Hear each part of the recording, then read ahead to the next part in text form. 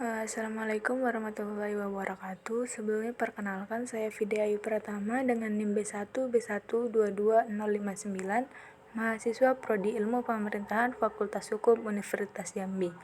Pada video ini saya akan membahas materi tentang anggaran negara di Indonesia. Adapun latar belakang dalam materi saya yaitu APBN atau Anggaran Pendapatan Belanja Negara merupakan sebuah rencana mengenai kerja pemerintahan dalam rangka meningkatkan hasil-hasil pembangunan secara berkesinambungan serta melaksanakan kemajuan bangsa. APBN dapat mewujudkan pertumbuhan dan stabilitas perekonomian serta pemerataan pendapatan dalam rangka mencapai kemajuan suatu negara.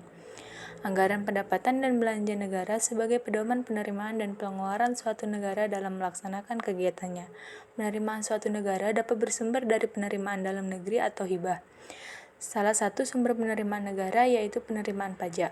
Penerimaan pajak dalam sebuah negara mempunyai andil besar dalam kemajuan suatu negara. Pajak merupakan alat bagi pemerintah dalam mencapai tujuan untuk mendapatkan penerimaan, baik yang bersifat langsung maupun tidak langsung dari masyarakat guna membiayai pengeluaran rutin serta pembangunan nasional dan ekonomi nasional. Terdapat 4 pembahasan yang akan saya bahas dalam materi ini, yaitu yang pertama pengertian anggaran, yang kedua kebijakan APBN, yang ketiga kebijakan anggaran, dan yang keempat sejarah APBN di Indonesia. Materi yang pertama yaitu pengertian anggaran. Secara umum, anggaran didefinisikan sebagai sebuah rencana keuangan yang mencerminkan pilihan kebijakan suatu lembaga tertentu untuk kurun waktu tertentu.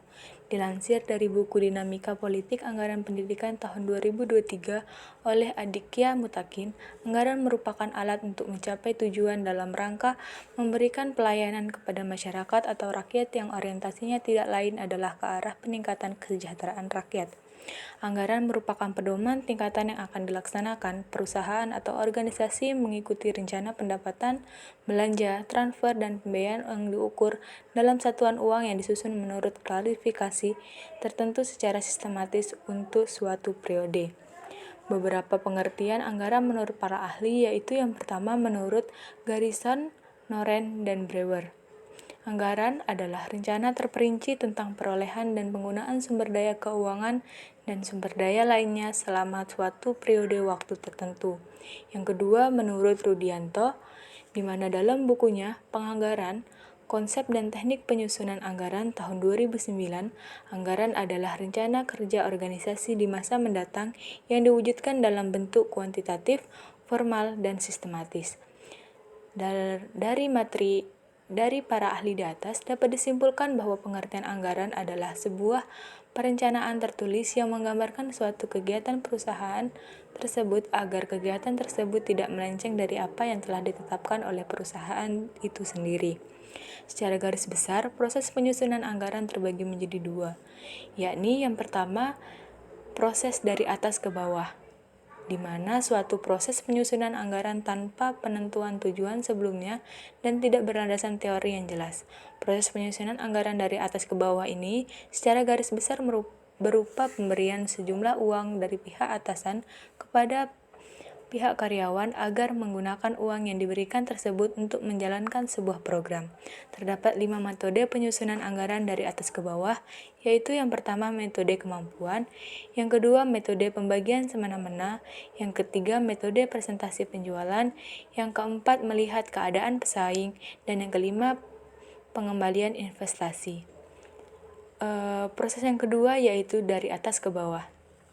Dari bawah ke atas, merupakan proses penyusunan anggaran berdasarkan tujuan yang telah ditetapkan sebelumnya dan anggaran ditentukan belakangan setelah tujuan selesai disusun.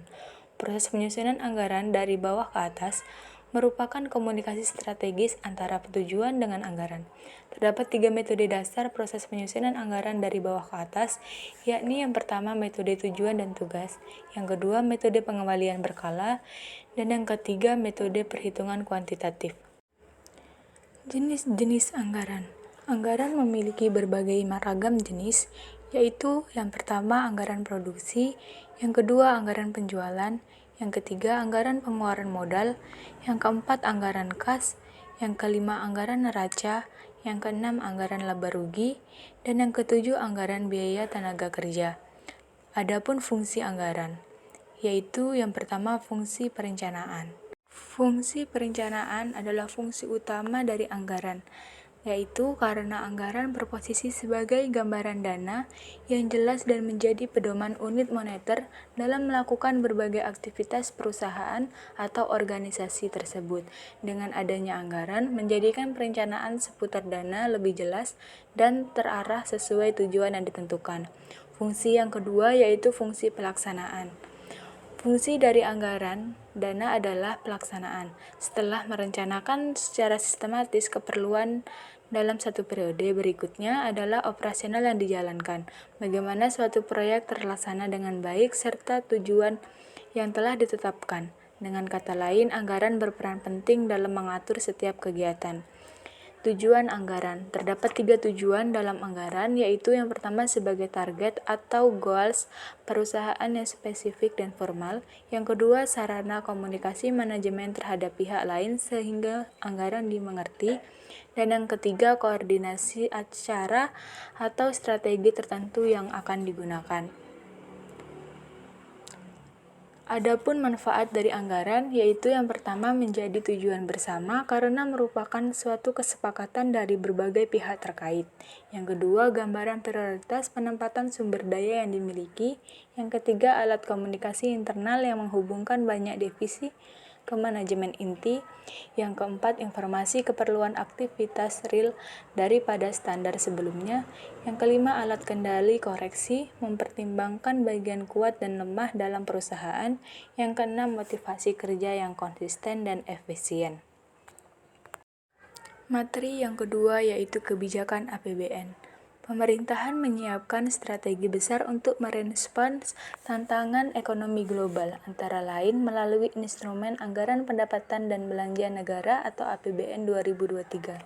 Selain menempatkan APBN sebagai instrumen stabilitas untuk mengendalikan inflasi, APBN juga menjadi instrumen pelindungan sosial bagi masyarakat rentan serta harus mampu mendorong kelanjutan pemulihan ekonomi global dan reformasi struktural. Presiden Joko Widodo menekankan bahwa APBN 2023 akan difokuskan pada 6 kebijakan, yaitu yang pertama penguatan kualitas SDM, yang kedua akselerasi reformasi sistem perlindungan sosial. Ini untuk memperbaiki data terpadu kesejahteraan sosial, antara lain melalui registrasi sosial ekonomi. Yang ketiga, melanjutkan pembangunan infrastruktur prioritas, khususnya infrastruktur pendukung transformasi ekonomi. Yang keempat, pembangunan infrastruktur untuk menumbuhkan sentra-sentra ekonomi baru, termasuk di dalamnya adalah Ibu Kota Nusantara. Yang kelima, revitalisasi industri. Ini penting yaitu untuk terus mendorong hilirisasi. Yang keenam, pemantapan reformasi birokrasi dan penyederhanaan regulasi. Menurut Kepala Negara, fokus kebijakan tersebut membutuhkan pengawalan yang ketat di lapangan. Untuk itu, Presiden meminta kepada seluruh kementerian, lembaga, juga pemerintah daerah agar mengendalikan secara detail belanja-belanja yang tidak terjebak rutinitas, serta memperbesar pembelian produk-produk dalam negeri, khususnya perusahaan usaha mikro, kecil, dan menengah atau UMKM. Materi yang selanjutnya yaitu kebijakan anggaran. Mengutip buku Public Policy Analysis karya Peter Knapfel, kebijakan anggaran adalah kebijakan yang diambil pemerintah demi menjaga pemasukan dan pengeluaran negara tetap stabil, sehingga perekonomian negara bisa bertumbuh dengan baik. Lebih spesifik lagi, menurut Lembaga Otoritas Jasa Keuangan atau OJK, kebijakan anggaran merupakan kebijakan tentang perpajakan, penerimaan, utang piutang, dan belanja pemerintah dengan tujuan ekonomi tertentu. Kebijakan anggaran selalu berubah dari tahun ke tahun dengan menyesuaikan keadaan ekonomi dan rencana pembangunan yang saat itu tengah dilakukan pemerintah.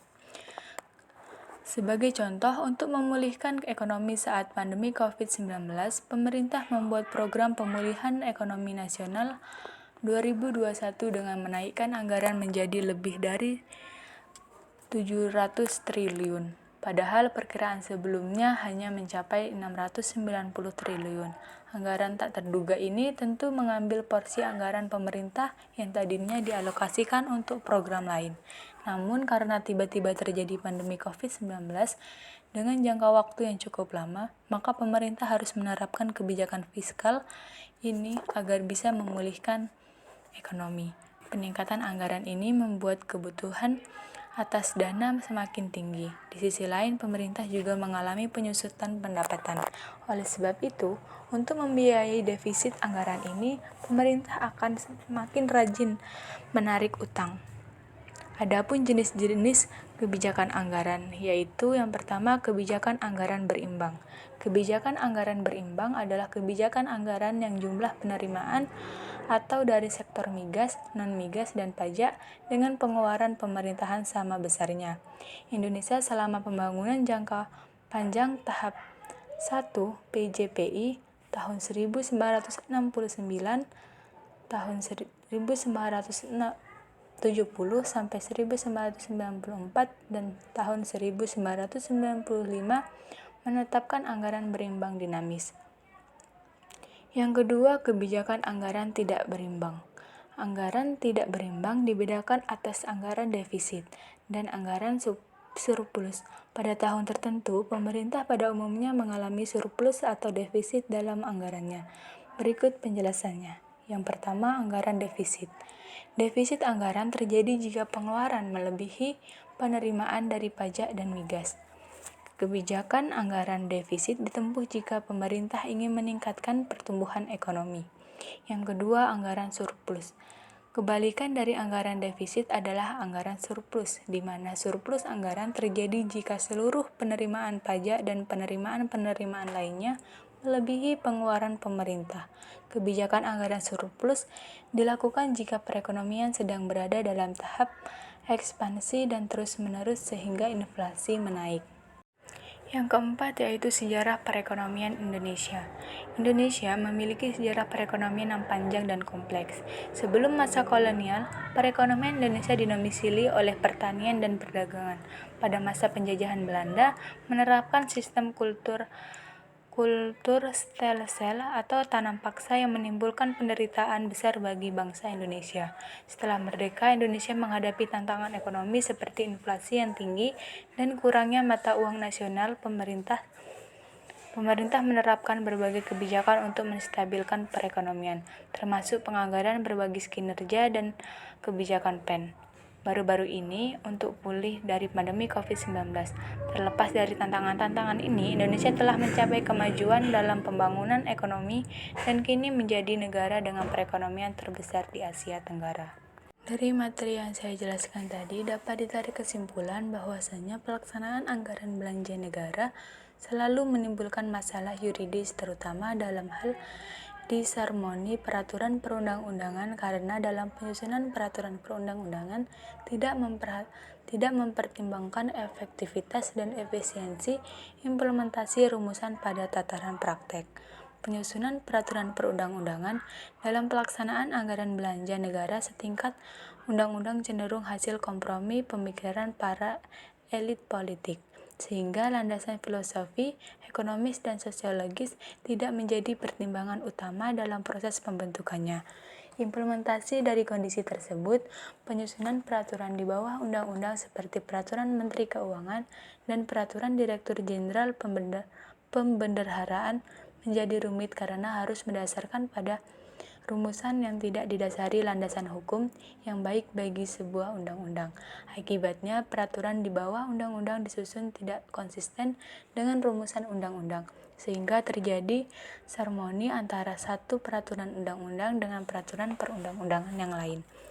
Dari penelitian yang diperoleh, kesimpulan peraturan perundang-undangan yang harus dilakukan harmonisasi vertikal atau horizontal serta diselaraskan dengan landasan filosofi, sosiologis, dan ekonomis terutama adalah Undang-Undang Dasar 1945, yaitu Pasal 23 Ayat 1 dan Pasal 23E, Pasal 15 Ayat 5, Undang-Undang Nomor 17 Tahun 2003 tentang Keuangan Negara. Pasal 18 Ayat 1 Undang-Undang Nomor 1 Tahun 2004 tentang Penyederhanaan Negara dan Pasal 2 Undang-Undang Nomor 15 Tahun 2004 tentang Pemeriksaan Pengelolaan dan Tanggung Jawab Keuangan Negara. Harmonisasi secara vertikal juga diperlukan pada peraturan pelaksanaan yang mengatur belanja negara. Sekian materi yang dapat saya sampaikan mengenai anggaran negara Indonesia, yaitu kurang dan lebihnya saya mohon maaf. Saya akhiri, wabillahi taufiq wal hidayah. Wassalamualaikum warahmatullahi wabarakatuh.